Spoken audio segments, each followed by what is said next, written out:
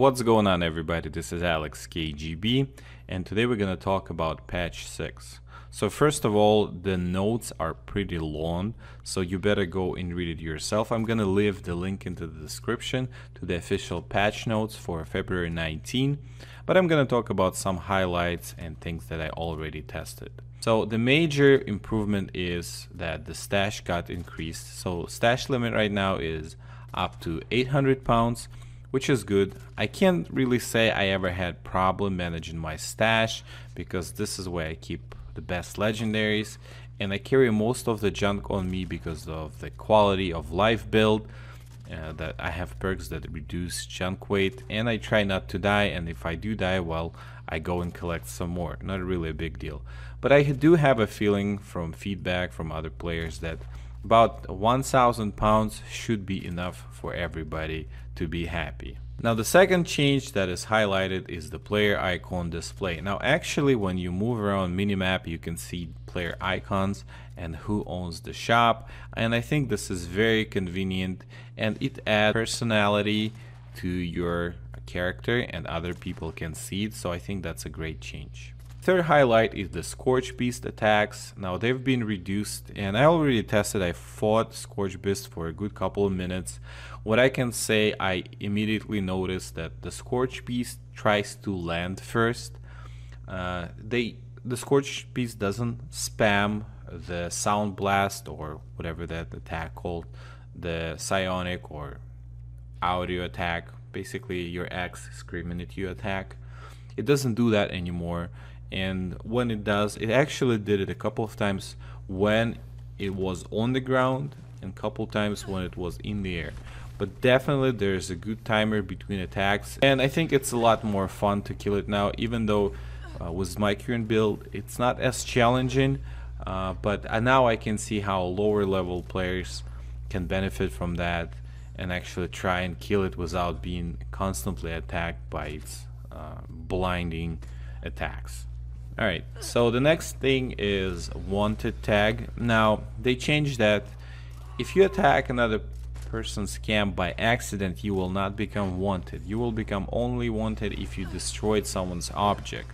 Now I've been a victim of that before when I would accidentally shoot and hit someone's camp and become wanted. So I mean that's kinda bad thing for me, especially when I'm carrying all my junk on me. Now I can lose it any moment if someone decides to kill me.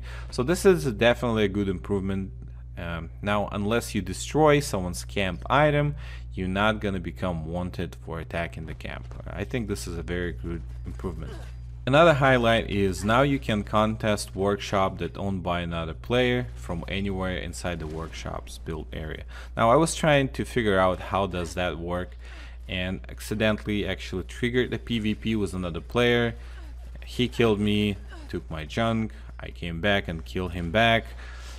It all went wrong in the process of testing it out, but anyway, later on with the help of my subscriber I was able to figure it out. So as long as you're in the build area of the workshop and you start building process by clicking the, well, for me it's the middle mouse button and holding it, it will ask you if you would like to start PvP and it will cost you 40 caps. Before, we know people would build undestroyable objects around the workshop so you can't approach it, the main workshop building that where you can trigger the PvP. And now it's easier to trigger that, and it actually encourages to fight for the workshops more.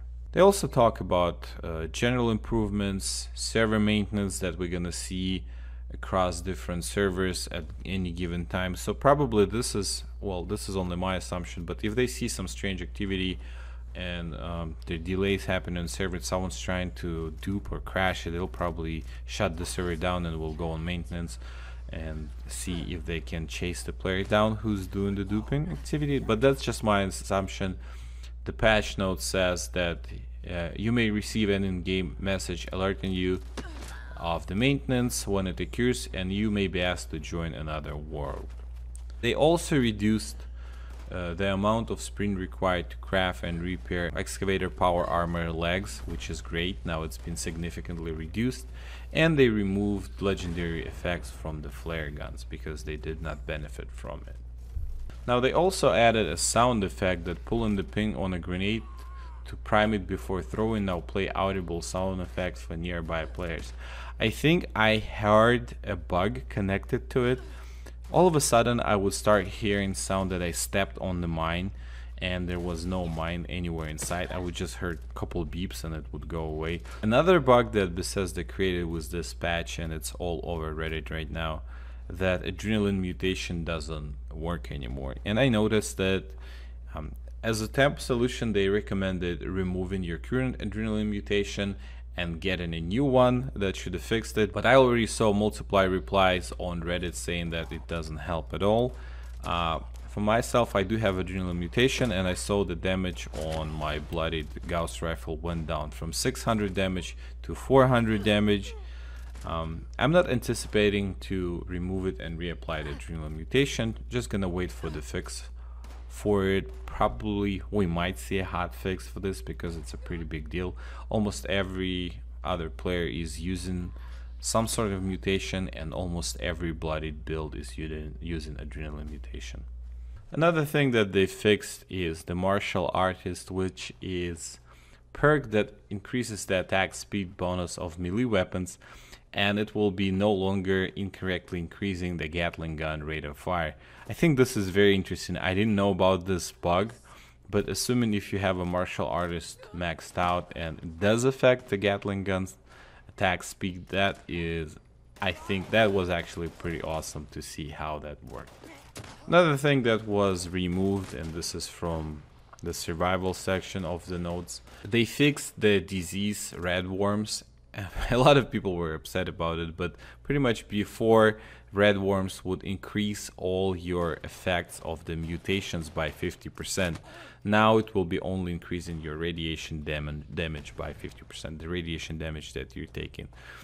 That was a pretty cool bug, but right now it's fixed. Another thing that they fixed is the crosshair, and this was also mentioned by some of my subscribers. If you have a resolution 21:9, you will see crosshair incredibly bigger than it should be. That would be hard to aim, and this is actually one of the reasons why I turned my off at all, and I'm kind of already getting used to play like that, so I might just keep it like that without the crosshair in the game. Also mentioned that they created mechanisms to prevent server load. If someone's crafting multiple items, they would eventually start giving 1 second delay before item crafting process.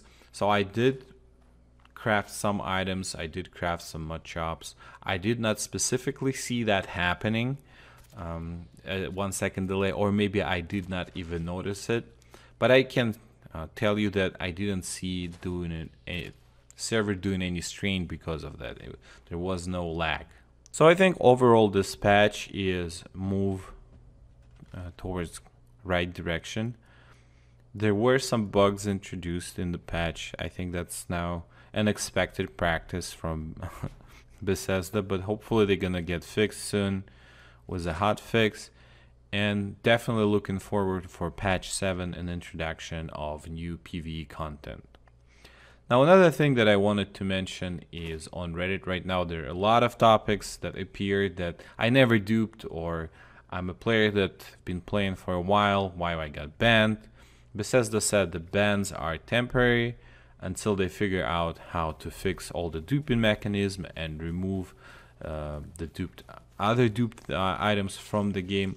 So pretty much I think in patch 7, maybe in a month or so, those accounts should be unbanned, because it looks like they didn't get bans lifted in patch 6. But the interesting thing, as Reddit responded first, was a lot of upvotes and gold and silver, platinum given to people that complained that they were unrightfully banned.